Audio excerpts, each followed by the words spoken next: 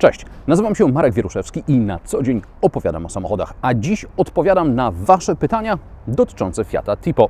Na moim kanale na YouTube zadaliście mi ponad 200 pytań, na które postaram się odpowiedzieć w ciągu najbliższych 16 godzin. No dobrze, żartuję, postaram się wyrobić w parę minut. Tyle wstępu, zaczynamy!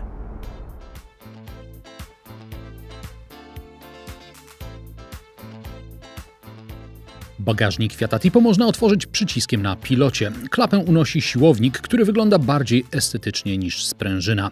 Pod podłogą jest miejsce na opcjonalne, pełnowymiarowe koło zapasowe. A co Ty zabierasz ze sobą na wakacje? Pewnie zmianę czystej bielizny, ze 2 koszule, a potem przychodzi Twoja lepsza połowa i dokłada parę niezbędnych drobiazgów. Na szczęście Fiat Tipo ma bagażnik o pojemności 520 litrów, więc zostało jeszcze miejsce na suchy prowiant. A ile rzeczy Twoja rodzina zabiera na wakacje? W segmencie aut kompaktowych duży bagażnik często kosztuje cenne centymetry dla pasażerów z tyłu. Ale w Fiacie Tipo tak nie jest. Ja mam 175 cm wzrostu, fotel kierowcy ustawiony jest dla mnie i nadal mam mnóstwo miejsca na nogi. Mamy tu też opcjonalny podłokietnik ze schowkiem i uchwytami na napoje. Już od wersji POP w górę kanapa dzielona jest w proporcjach 60:40, więc jeśli oprócz walizek chcecie przewieźć coś większego, jest taka możliwość. Z przodu wygodne fotele z opcjonalną regulacją podparcia odcinka lędźwiowego. Kierownicę można regulować w pionie i w poziomie. Na kierownicy przyciski do sterowania komputerem pokładowym, zestawem głośno mówiącym i tempomatem. Przyciski do obsługi radia są z drugiej strony kierownicy. W jednym z komentarzy pytaliście, czy w schowkach zmieści się ośmiornica. Tak, zmieści się. Ale ja wolę ośmiornicę po toskańsku. Deska rozdzielcza jest czytelna, przyciski są duże, wnętrze jest solidnie wykonane.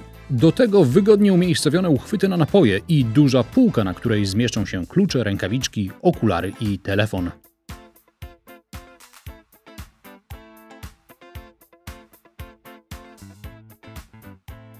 Nawet w podstawowej wersji Fiat Tipo wyposażony jest w radio Uconnect z portem USB i gniazdem 3,5 mm oraz 4 głośnikami. Warto spytać sprzedawcę o możliwość poszerzenia funkcjonalności Uconnect, np. o Bluetooth lub nawigację, w ramach jednego z oferowanych pakietów wyposażenia dodatkowego. W tym egzemplarzu mamy pakiet Business Lounge, w skład którego wchodzą m.in. nawigacja, czujniki parkowania z tyłu i kamera cofania. Do kamery wrócimy za chwilę. System Uconnect to połączenie fizycznych przycisków i dotykowego wyświetlacza. Zawsze wiesz, gdzie znajdują się podstawowe funkcje, a funkcje dodatkowe pojawiają się na ekranie.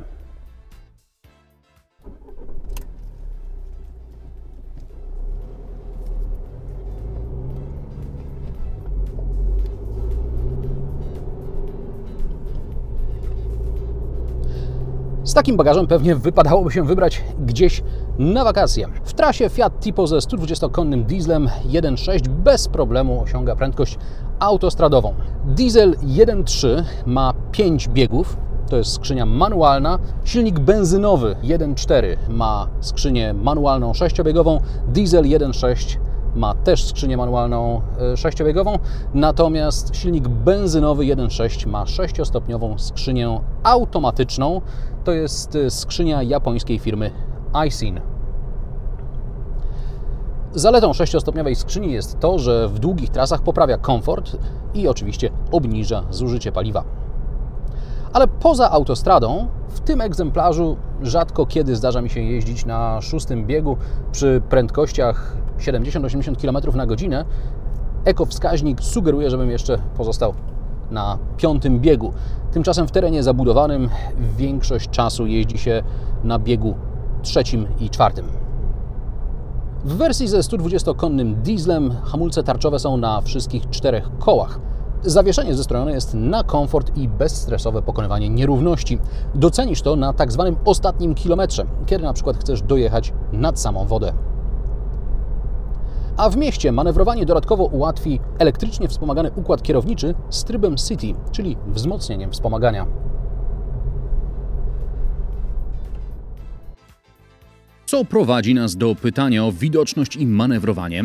Fiat Tipo ma stosunkowo niewielkie słupki C, więc przy parkowaniu dobrze widzę sytuację za samochodem. Ale z kamerą cofania i czujnikami parkowania jest jeszcze łatwiej. Ceny Fiata Tipo zaczynają się od 42 600 zł. W bazowej wersji Tipo dostajemy m.in. centralny zamek, czujnik temperatury zewnętrznej, elektrycznie sterowane przednie szyby, manualną klimatyzację czy radio z portem USB i gniazdem 3,5 mm. Tak w skrócie przedstawia się nowy Fiat Tipo. Jest przestronny, pakowny, komfortowy i łatwy w prowadzeniu. Ale najlepiej przekonajcie się o tym sami, odwiedzając salon Fiata.